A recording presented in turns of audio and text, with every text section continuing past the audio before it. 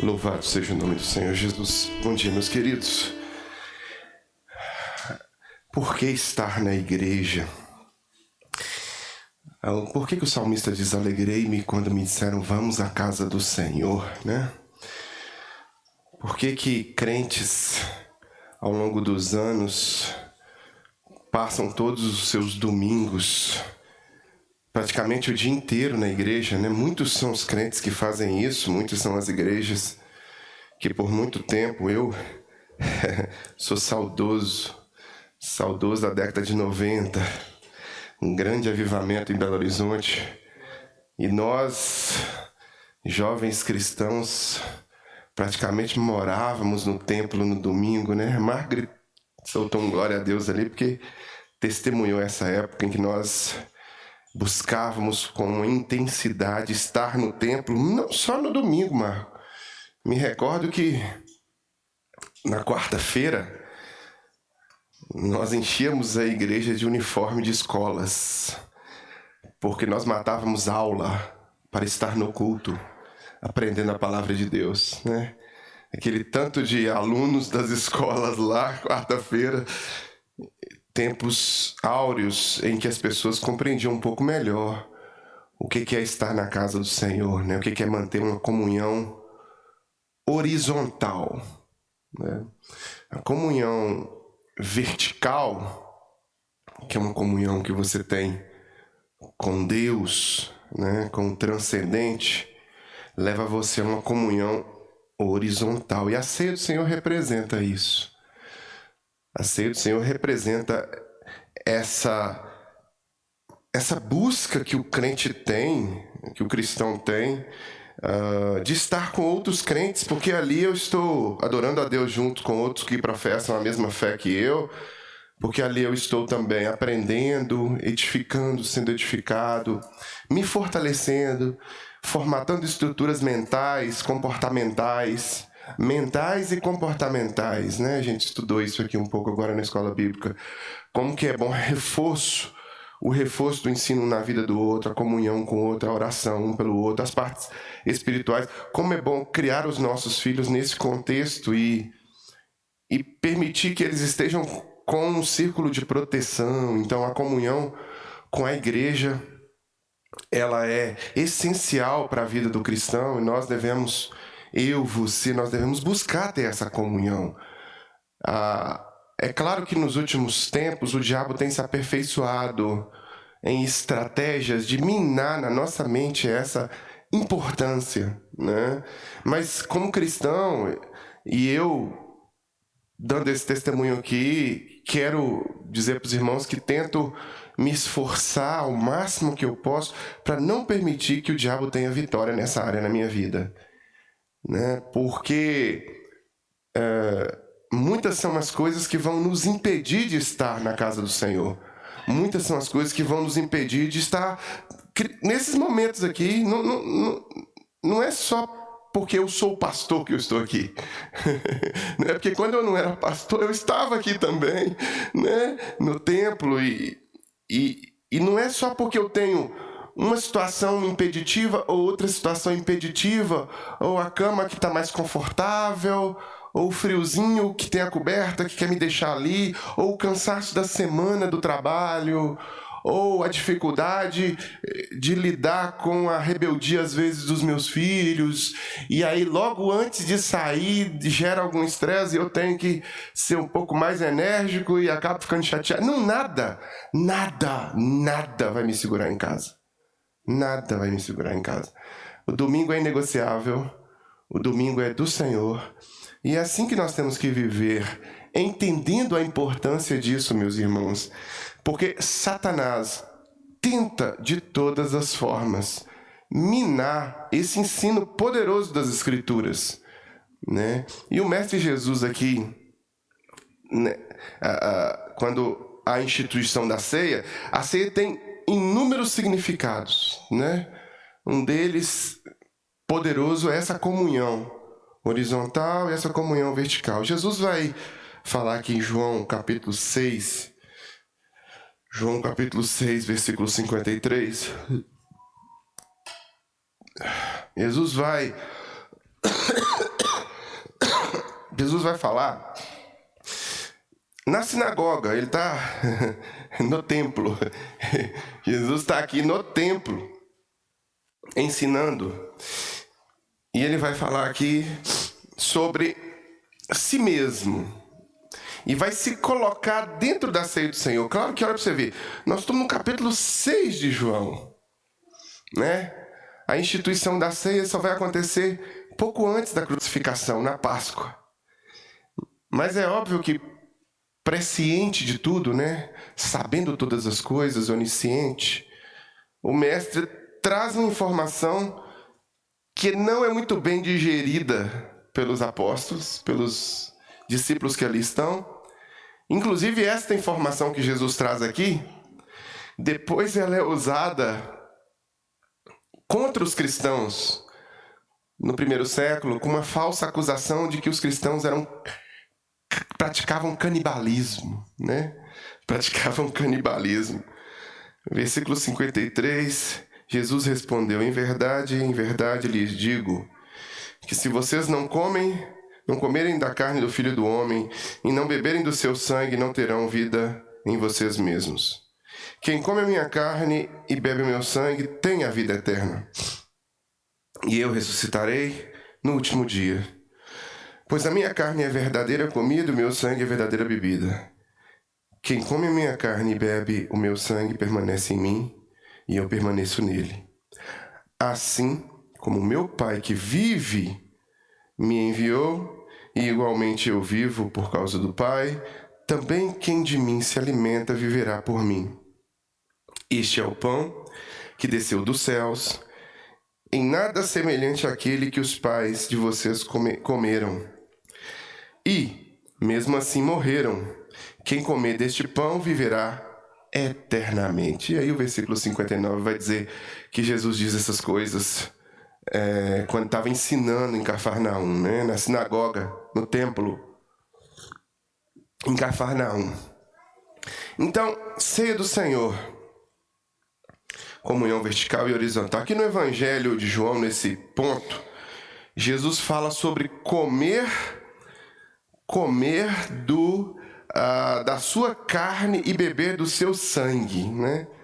É uma palavra muito forte para quem não tem o contexto que nós temos. Imagina a cabeça das pessoas quando ouviram isso a primeira vez. Eu sempre gosto de me colocar lá.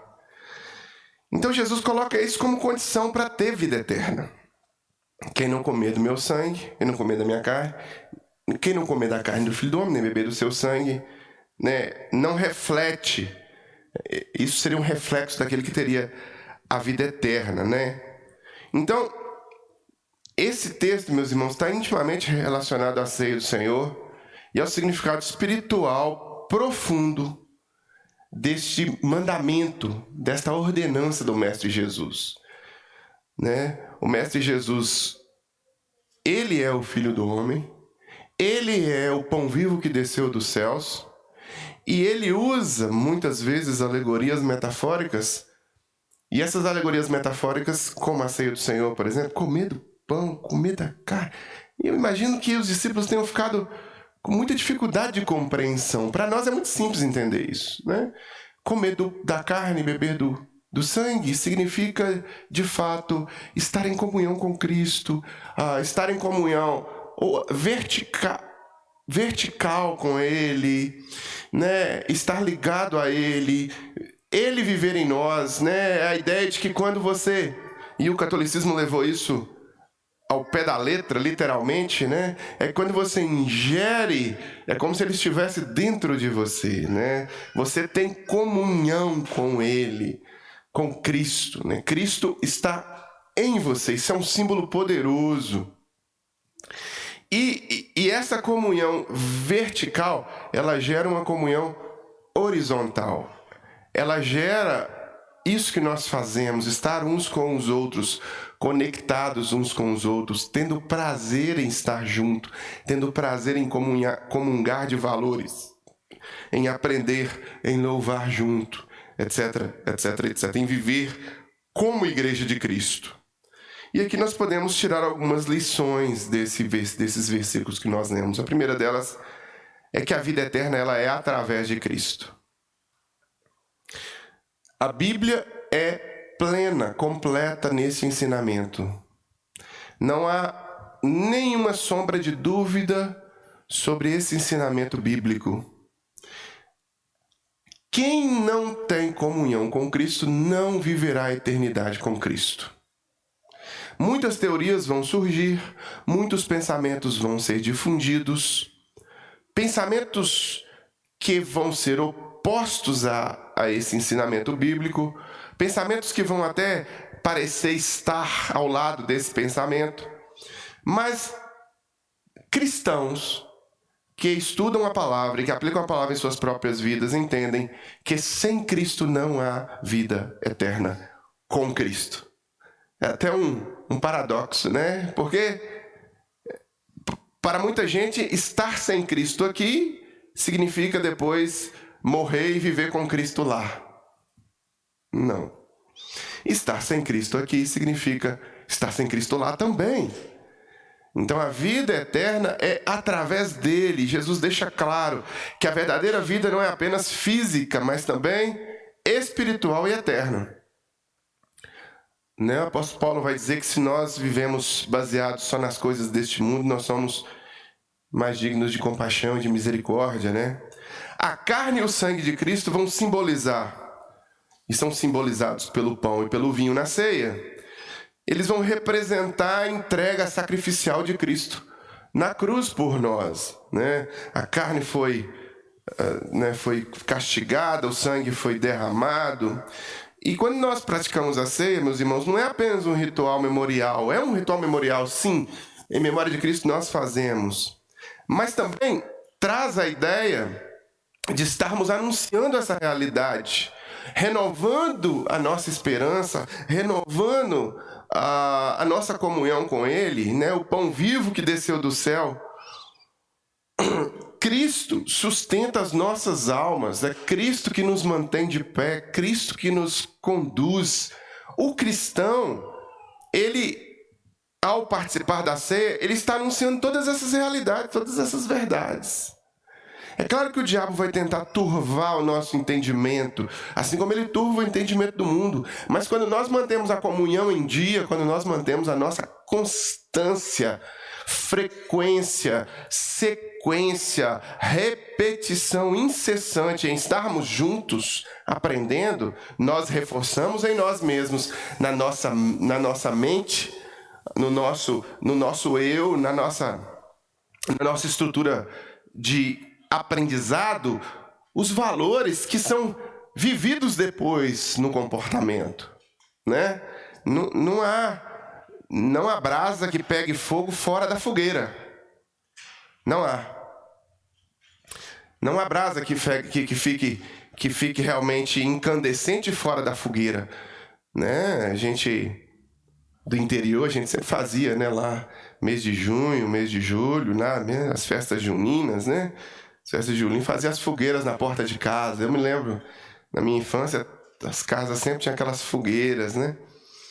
Aqui eu não sei como é que era, não passei a infância em Belo Horizonte. E quando a gente tirava qualquer madeira fora da fogueira que estava ali incandescente, a consequência natural daquela madeira é se tornar um carvão. Ela se tornava um carvão. Então era natural isso acontecer, é natural que isso aconteça. É natural que aquele fogo pare de pegar. Então, quando a gente compreende que Cristo sustenta as nossas almas de forma vertical, Ele nos impulsiona a viver a comunhão horizontal de uma forma intensa. Mas deixa eu te falar uma coisa. O diabo sabe disso. Então o diabo vai tentar fazer você, de alguma forma, colocar a comunhão horizontal como algo supérfluo, ou como algo que se der você faz. Não será algo inegociável na sua mente se você viver nesse mundo em que o diabo é o príncipe. Não será. Não será algo inegociável em relação à sua vivência. Se der, eu vou na igreja. Se der, eu mantenho comunhão. Ai, tô com uma dor de cabeça. Ai, tô fazendo uma quimioterapia. Ai, tô com pneumonia. Qualquer coisa, qualquer bobagem dessa que eu citei aqui, vai segurar você em casa e vai impedir você de estar no templo. Né? Qualquer coisa dessa que eu citei. Porque você vai achar que é algo que pode ser deixado para depois. A vida eterna em Cristo nos dá uma intensidade de conexão com Ele, a ponto de entendermos que sua igreja é inegociável para nós. Então nós investimos a nossa vida na igreja, nós vivemos na igreja, nós colocamos os nossos dons e talentos a serviço da igreja, e nós, como igreja, queremos nos manter conectados. As oportunidades que temos de estar em comunhão com a igreja são as oportunidades que também temos que estar em comunhão com Cristo.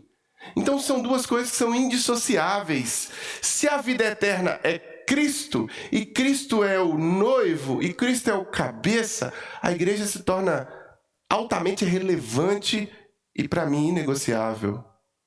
É um valor.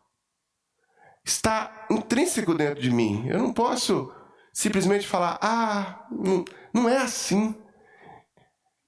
Porque o meu trabalho, porque a minha cara, porque eu tô com dorzinha de cabeça, porque eu tô com mimimizinho, tô fresquinho. Não. O diabo vai querer plantar no seu coração a ideia de que a comunhão horizontal, ela é supérflua. E não é, irmãos. Não é. Eu já disse para os irmãos várias vezes, viver a vida eterna com Cristo é viver uma vida abundante com Cristo aqui. Eu já disse para os irmãos várias vezes, todo o meu aprendizado bíblico foi na igreja. Tudo o que eu aprendi foi na escola bíblica dominical. Mas e os cursos? Os cursos não me ensinaram o que eu aprendi na escola bíblica dominical. Os cursos não me ensinaram o que eu aprendi em comunhão com meus irmãos. Os doutores em teologia que me deram aula não me ensinaram tanto quanto o irmão Francisco, que tinha 4ª série, que era professor de EBD quando eu me converti. E dominicalmente eu estava aprendendo com o irmão Francisco, com o irmão Geraldo. Um homem que cortava cabelo e o outro que era pedreiro. E que eram professores dedicados e que mantinham a comunhão comigo. E aquele menino, Rony, que estudava a Bíblia comigo, que era um office boy das Prom, e que semanalmente, comunhão, irmãos, é assim que a gente se fortalece, é assim que a gente aprende. Quanto mais imersão numa coisa, sequência, frequência, constância, mais a gente aprende aquela coisa, mais a gente vive aquilo. Então, a vida eterna através de Cristo pressupõe para você essa verticalidade, mas a horizontalidade ela é importante. Ela não pode ser esquecida. Comunhão íntima com Cristo. Quando você olha para o texto, o ato de comer e beber, né? Porque você quer ter um momento legal com alguém, o que você faz? Convida para um churrasco, né? Né, mano? Né? É um churrasco. Ou vamos, né? O Rafael quer ter um tempo legal com a Bárbara. Bárbara, vamos para um jantar. Não é assim? Né? Daí depois do jantar, opa, hoje tem. Tem que ter, tá casado. Namorados não, né? Casado é para isso mesmo, foi Deus que criou. Tem que curtir.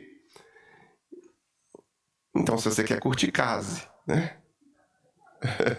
Eu sei, tá faltando homem, eu entendo, meninas, eu não sei o que fazer quanto a isso, não.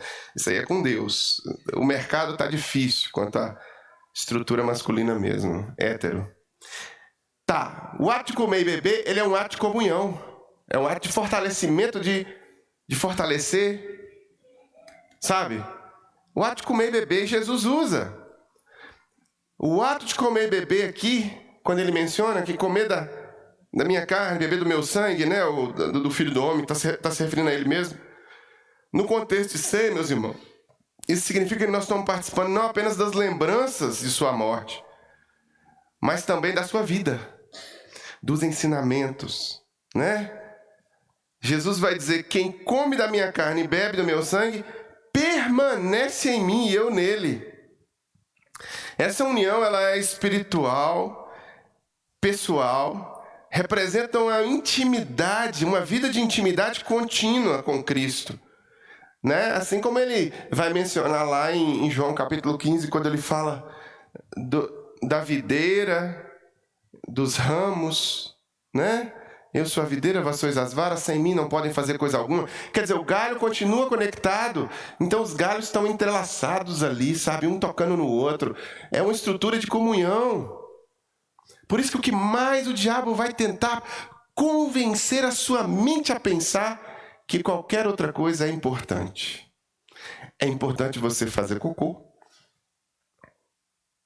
Se você não faz cocô, o que acontece?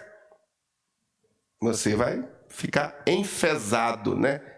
Cheio de fezes, e você vai morrer. É importante você se alimentar, comer. Se você não comer, é importante que você beba água. Se você não beber, né? Importante. Mas a igreja... eu posso ir no próximo domingo. Eu posso deixar para depois. Eu posso não ter este compromisso de uma comunhão íntima com o corpo de Cristo. Eu posso. A nossa mente sempre vai trazer uma ideia, e a origem dessa ideia está nos intentos de Satanás, que a igreja não é algo, a participação não é algo relevante para a sua vida espiritual, para a sua comunhão com Cristo. Eu vejo pessoas em nossa igreja que vêm esporadicamente e negociam. Eu estou tão cansado. Eu estou tão isso. Minha esposa. Meu marido. São desculpas esfarrapadas, né? Eu já disse para os irmãos, não estou aqui para ninguém gostar de mim. Eu estou aqui para te anunciar a verdade. E a verdade é que você faz a vontade do diabo dando essas desculpas. Essa é a verdade. São desculpas. São desculpas. Desculpas que a sua mente vai se sentir mais confortável em dá-las, né? Você não represaria o seu cocô, por exemplo. Não vou fazer cocô, vou fazer depois. E ficaria dando desculpas. Que a sua fisiologia ia obrigar você a ir no banheiro. A fome te obrigar a comer. Então, a mesma coisa, a mesma intensidade de comprometimento com o seu comportamento natural da vida, de ter que bater cartão e trabalhar, de ter que cuidar da sua saúde física, de ter que se alimentar comendo as coisas da forma correta, de ter que se obrigar, às vezes, a fazer coisas que você não quer fazer, porque você tem um compromisso. Quando você casa é assim. Viu, meninas que estão aí ansiando por casar? Quando você casar, você vai fazer coisas que você não quer fazer. E você será obrigada a fazer. Né, Cheiro? Obrigado, por quê? Porque você fez um compromisso com um bagunceiro que vai deixar a toalha em cima da cama, que vai fazer xixi na beirada do vaso, que vai fazer... Você vai ter que tolerar. Você vai ter que tolerar e você vai se obrigar a se cumprir com aquele compromisso. Por que você não tem esse mesmo intento inegociável em relação à comunhão horizontal? A ceia do Senhor representa isso, irmãos. Sabe, comer junto, estar junto. Jesus declara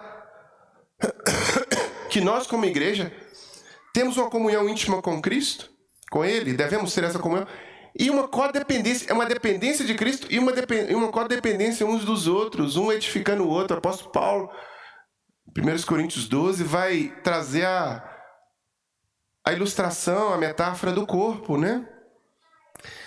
A comunhão com o corpo é importantíssima para o dedo, a comunhão com o corpo é importantíssima para a mão. Sem a mão, o dedo necrosa, sem a mão, o dedo vai necrosar. E sem o corpo a mão vai necrosar. Então é um fazendo uma função, o outro outra, e um edificando o outro, mas tem que estar junto, tem que estar inegociavelmente comprometido, estando junto. Não existe comunhão virtual, não existe comunhão, sabe? Eu vou comer um churrasco com o Davis vai comer um churrasco lá em casa, né? É bom. Aí o Davidson vai entrar pelo Zoom lá em casa, né? E eu vou dar um jeito de cortar aquela picanha e o Davidson vai ficar salivando na casa dele, né? E não tem sabor, não vai comer a picanha. Não tem como experimentar a picanha pelo Zoom. Não tem como manter comunhão virtual. Irmãos, não existe culto online. Isso não existe para você que está aí na sua casa, imaginando que está sendo abençoado, edificado, mas, sabe, não quer estar junto. Você está no caminho, no caminho do caminho, mas você não está no caminho. Você está em direção ao caminho, mas ainda não chegou no caminho. Os que estão no caminho têm uma íntima comunhão com Cristo e, inegociavelmente, uma íntima comunhão uns com os outros. Por isso que o domingo é sagrado para o crente. Por isso que o domingo é inegociável para o crente. Por isso que visita na minha casa, sabe que eu não vou ficar em casa. Ai, chegou visita lá em casa. Visita, você chegou aqui em casa, você vai para a igreja comigo. Ponto. Ah, não quero ir, então fica aí, vou até a igreja e depois a gente se encontra. É simples. É porque eu sou pastor? Não, é porque eu sempre fui crente, irmãos. E como crente, eu tenho minhas prioridades. Essas prioridades consistem em aplicar os princípios, aplicar os mandamentos, aplicar tudo. E esta aplicação consiste em agir de forma inegociável. Ai, mas assim a pessoa ficará com raiva de mim. Ah, mas assim eu ficarei mal com meus amiguinhos. Ah, mas assim... Se você quiser ficar bem com seus amiguinhos, vá fazer o que seus amiguinhos fazem. Role na lama, no chiqueiro, com aquela sua família que rola na lama no chiqueiro. E aí todo mundo vai ficar feliz com você. Você foi chamado para desagradar mesmo. Jesus falou que trouxe espada. Jesus falou que os seus princípios serão diferentes dos outros. Jesus não chamou cristão para ser igual a todo mundo, não, gente. Jesus chamou cristão para ser diferente mesmo.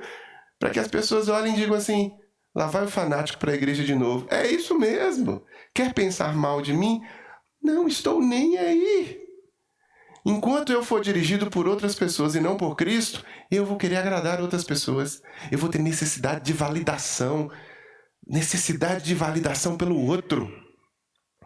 Porque o meu coração pecaminoso, ele já quer aquilo que o outro quer também. Então o que eu vou fazer? Eu vou encontrar validação no outro, né? Os irmãos estão até fazendo esse memezinho aí na internet, né? Chega uma pessoa para outra e fala assim... como é que é? Ah, você vai na igreja hoje? Você vai na igreja amanhã? Ah, vou sim. Eu tô bem cansado, mas não vou não. Não tô bem cansado, mas eu quero ir sim. Então tá, até amanhã, vai com Deus. Aí chega um outro amigo. Então, você tá cansado, rapaz. Tem compaixão de ti. Poxa vida. Faz isso não. Você... É mesmo, né? Tô tão cansado. Pois é, rapaz. Amanhã é dia de dormir. Domingo é dia sagrado para fazer churrasco e para dormir. Futebolzinho depois. Rapaz, tu é bacana mesmo, hein? Rapaz, tu é meu chapa, tu sabe tudo que tá aqui no meu coração, é isso mesmo que eu quero. Puxa vida, prazer em te conhecer, como é que é seu nome? Prazer, Satanás. É isso. De fato, uma comunhão íntima com Cristo nos leva a desagradar o mundo, a desagradar Satanás, a desagradar aquele que quer que a gente viva como ele. Então, comer da carne, beber do sangue de Cristo, é manter-se em comunhão constante. O sacrifício de Cristo é um sacrifício perfeito, A ceia do Senhor nos lembra do sacrifício perfeito de Cristo na cruz. Ele levou sobre si todas as nossas iniquidades. Então, quando nós temos comunhão uns com os outros e ceiamos, nós estamos entendendo e passando essa mensagem, que assim como ele deu sua carne e seu sangue por nós. Nós somos convidados a nos render completamente a Ele. Jesus não estava falando de um sacrifício repetido. Ele não precisa morrer de novo, Ele não precisa derramar seu sangue de novo. A ceia do Senhor vai nos lembrar, meus irmãos, que nós fomos comprados por um alto preço de uma vez por todas, e que nossa salvação foi conquistada pela morte de Cristo em nosso lugar. Então, ao comermos o pão e bebermos o vinho, nós proclamamos a sua morte até que Ele venha. O apóstolo Paulo vai dizer isso, né? Até que Ele venha. Nós repetimos aquilo que foi feito de uma vez. Uma vez, só uma vez. E nós nos lembramos sempre, trazendo à memória essa esperança da ressurreição. Então, quando olhamos para a ceia do Senhor, entendemos, e a ceia do Senhor vai aprontar para a promessa, né? Quem come e bebe tem a vida eterna, e eu o ressuscitarei no último dia. Olha a esperança aí. O texto que lemos diz que o texto que nós lemos traz uma promessa de Jesus sobre o 4 já é Moisés. A esperança da ressurreição.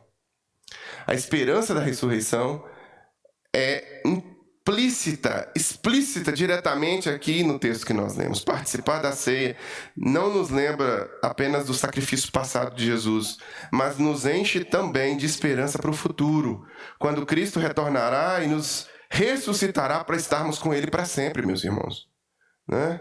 A ceia é uma antecipação do grande banquete celestial. Falamos sobre isso aqui alguns domingos atrás, onde, em plena comunhão com Cristo e com todos os santos, nós estaremos eternamente. Então, imagina só, essa comunhão aqui. O seu trabalho não está aqui. O seu trabalho não pode influenciar aqui. A sua família que não tem comunhão com Cristo não está aqui. A sua família que não tem comunhão com Cristo não pode influenciar aqui. Nada pode influenciar esta comunhão aqui. Essa comunhão, ela é inegociável. O seu cansaço não pode influenciar. Então, nada disso influenciará o banquete celestial também lá. Tanto aqui como lá. Comunhão aqui, comunhão lá. Aqui é só um espelho do que viveremos lá. Então, entenda, de uma vez por todas, entenda com profundidade e com o que significa de fato a profundidade espiritual da ceia do Senhor. Através dela nós relembramos o sacrifício de Jesus, renovamos a nossa comunhão com Ele, uns com os outros, e proclamamos a esperança da vida eterna. Proclamamos a esperança da vida eterna. Esse texto que nós lemos, Jesus vai nos chamar a uma participação que vai além de um ritual externo. Vai além do ritual externo. É uma declaração de fé. Ele nos convida a uma vida de dependência dele e de comunhão íntima para um futuro glorioso com Ele. Mas, ao mesmo tempo, Ele nos convida a vivermos uns com os outros em uma comunhão inegociável com a igreja. E esse é mais um dos inúmeros significados profundos que a ceia do Senhor nos traz. Agora eu queria orar com você, antes de nós cantarmos a música e passarmos ao momento de ceia do Senhor. Fazendo um desafio que eu já fiz a mim mesmo há muitos anos atrás, né? A comunhão vertical me foi proposta um dia. E desde que essa comunhão vertical com Cristo se iniciou, ela se tornou inegociável. Então Jesus está comigo todos os dias e estará até a consumação dos séculos. E não há quem possa me arrebatar das mãos de Jesus. Não é possível que alguém consiga me tirar de Cristo. Nem a morte, nem perigo algum, nem doença, não existe nada. É uma comunhão e uma conexão inegociável. Não existe retorno. Mas eu me propus também, como cristão, a também manter na minha vida uma comunhão horizontal inegociável. Uma comunhão horizontal tão forte, tão alicerçada e tão poderosa na minha vida quanto foi a comunhão vertical. Então eu queria fazer esse desafio para você também. Que você pudesse fazer um compromisso nesta manhã de não só participar da ceia como um compromisso de fato com Cristo, mas também como um compromisso com o corpo de Cristo. E que a partir de hoje, as pequenas coisas que acontecem na sua vida não fossem motivo suficiente para não manter a alegria no seu coração de estar na casa do Senhor, de estar com outros cristãos, de manter comunhão uns para com os outros. E eu vou dizer para você que são pequenas coisas. Eu citei pequenas coisas que aconteceram comigo aqui. Uma quimioterapia é uma pequena coisa. Uma pneumonia, igual eu estou tendo agora, é uma pequena coisa. Uma costela quebrada é uma pequena coisa para me manter em casa, para me manter confortável atrás de um controle remoto assistindo um culto online. Isso são coisas muito pequenas, perto do que Cristo fez na cruz por mim. É uma vergonha essas coisas me manterem em casa. Quais são as vergonhas que você tem? Quais são as vergonhas? Quais são as coisas que mantêm você em casa? Quais são as coisas que mantêm você fora da comunhão? Porque cada vez que a brasa não está na fogueira, ela perde muito e demais. E é isso que o diabo quer mesmo na sua vida. Então faça um compromisso inegociável também com a comunhão horizontal para a sua vida. Pai, em nome de Jesus, eu agradeço ao Senhor porque o Senhor tem cuidado de nós, nos abençoado. O Senhor tem derramado as suas bênçãos sobre as nossas vidas. O Senhor tem derramado sobre nós as muitas bênçãos que temos. E às vezes nos comportamos mal, pecamos contra o Senhor, agindo de forma displicente, descomprometida e irresponsável com a Tua obra. Perdoa-nos e nos ajuda a mantermos a intensidade na nossa vida espiritual e a intensidade tal qual a intensidade vertical da nossa vida em comunhão com o Senhor todos os dias, em comunhão com o Senhor através da oração, em comunhão com o Senhor recebendo as Tuas bênçãos, em comunhão com o Senhor sendo livre, liberto de problemas, situações, protegido, em comunhão com o Senhor nos momentos de adoração devocional individual, em comunhão com o Senhor em tantos momentos da nossa semana, da nossa vida, mas também, Pai, que possamos inegociavelmente manter uma comunhão poderosa, transformadora, intencional, edificadora de vidas, horizontal. Que assim seja nas nossas vidas, Pai, que esse compromisso realmente aconteça e que nós possamos, Pai, em nome de Jesus, estarmos firmes, comprometidos com a Tua palavra, não só com parte da Tua palavra, mas com a totalidade da Tua palavra. Agora que participaremos da ceia do Senhor, que possamos participar com o nosso coração aberto e com o nosso coração quebrantado diante da Tua palavra, comprometido e disposto a sair desse templo, diferente de como entramos, mais comprometidos com os princípios e valores que a Tua palavra emana sobre nós. É o que nós choramos e te agradecemos em nome de Jesus. Amém. Agora, meus irmãos, vamos cantar, e enquanto cantamos, você tem a oportunidade de participar da ceia do Senhor. Você já foi batizado? Porque é o primeiro pré-requisito para a ceia? Show! Você está em comunhão com Deus? Você está em comunhão com a igreja? Ótimo! Você é convidado a sentar à mesa e você é convidado a participar da ceia do Senhor. Você não foi batizado? Por que não foi batizado?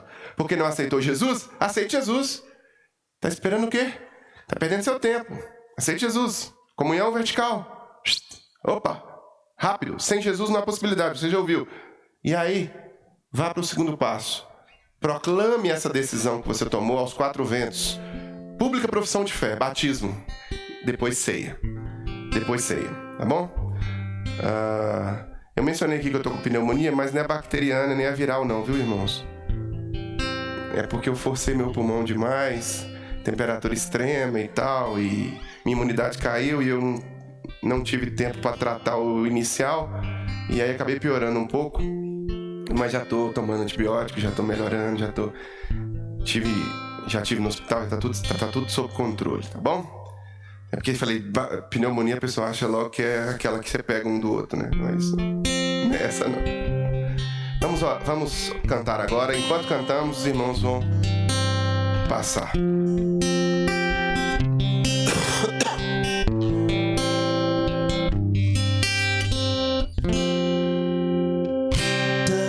Junto com os anjos do trono de glória.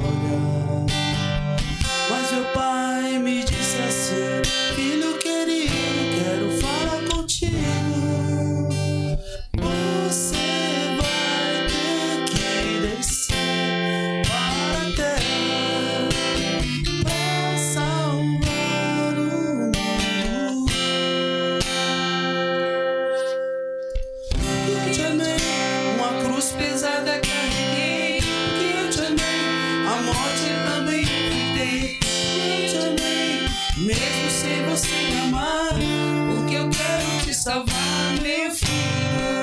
Que eu te amei, na cruz estava a te olhar.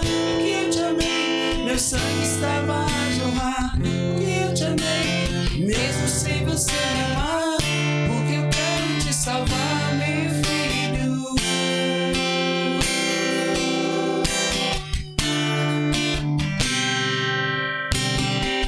Eu estava no céu, junto com os anjos e trono de glória.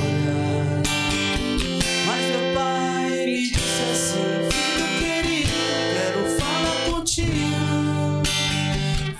Você vai ter que descer para a terra para salvar o mundo.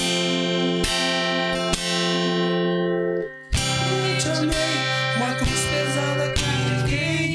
Que eu te amei, a morte eu também enfrentei. Que eu te amei, mesmo sem você me amar, porque eu quero te salvar, meu filho. Porque eu te amei, na cruz estava a te olhar. Porque eu te amei, meu sangue estava a jorrar. Porque eu te amei, mesmo sem você me amar, porque eu quero te salvar, meu filho. Eu sou o Cordeiro Santo que desceu do céu. Eu sou o inocente que se fez réu. Eu tiro a sua culpa e coloco em mim. Carrego seus pecados, vou até o fim. Por você eu me entrego numa cruz. Sou o caminho, a verdade, sou Jesus. Por você eu me entrego numa cruz. Sou o caminho, a verdade, sou Jesus. Amém. Porque eu te amei, uma cruz pesada carreguei. Porque eu te amei, a morte eu também enfrentei. Porque eu te amei, mesmo sem você me amar, porque eu quero te salvar, meu filho. Amém. Vamos ler juntos. Moisés, projeta para mim o versículo 23 do capítulo 11, por favor. Vamos ler juntos na mesma versão. Acho que a gente tem até um banner aí disso já.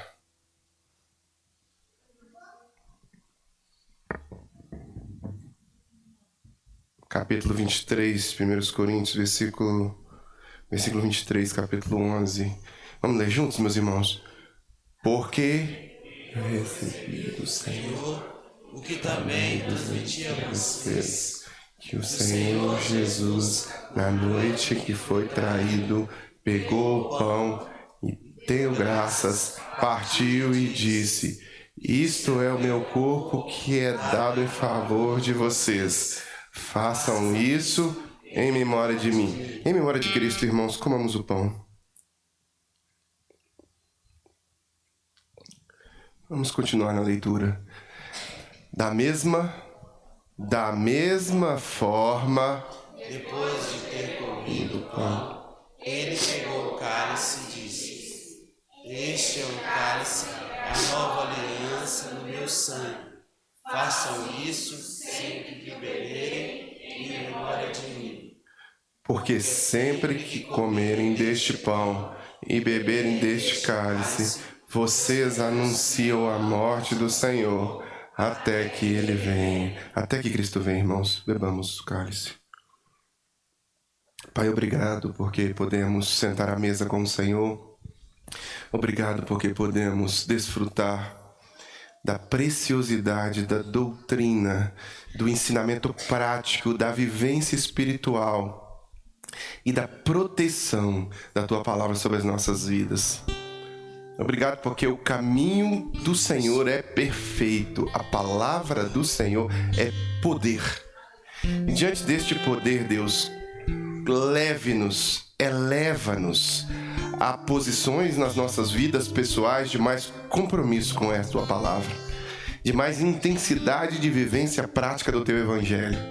Nos ensina a ser boa terra, nos ensina a ser realmente aquele que pratica aquilo que está na Tua palavra, que vive aquilo que está nos Teus ensinamentos. Nos ajuda, Deus. E agora, diante desse momento em que nós nos colocamos privilegiados em poder sentar à mesa com o Senhor, comer, ó Deus, e beber do Teu cálice, comer da Tua carne, como metaforicamente o Senhor nos ensinou, a gente quer declarar nossa gratidão, o nosso amor e a nossa pequenez diante do Senhor. Somos poeira diante do Senhor e somos gratos porque o Senhor nos trata com tanta deferência e tanto amor. Obrigado, Jesus. Obrigado, obrigado. É privilégio nosso poder desfrutar daquilo que o Senhor tem para nós. Então te somos gratos por participar deste ato, por sermos parte da Tua família, por sermos parte do Teu plano no mundo, por sermos parte do Teu plano na eternidade, por experimentarmos com o Senhor aquilo que nem olhos viram, nem ouvidos ouviram, nem jamais penetrou em coração humano, quando tudo isso aqui acabar. Obrigado, Jesus. Temos a esperança viva da Tua presença em nossas vidas hoje, amanhã e na eternidade sempre, Pai. Então, Deus, abençoe-nos a cada um aqui, no nosso retorno às nossas casas. Abençoe-nos, Pai, no nosso dia com a nossa família, no nosso dia em que estaremos retornando e que mais à tarde, ó Deus, o Senhor traga cada um de nós para comunhão e vivência horizontal com a Tua igreja. Faz novo nas nossas vidas, faz renovo nas nossas vidas e nos usa para testemunho do mundo perdido. Para a Tua honra e para a Tua glória, em nome de Jesus é a nossa oração. Amém e amém. Deus te abençoe e te dê uma semana na presença dEle. Vamos terminar como começamos, com um cântico de adoração ao nosso Deus.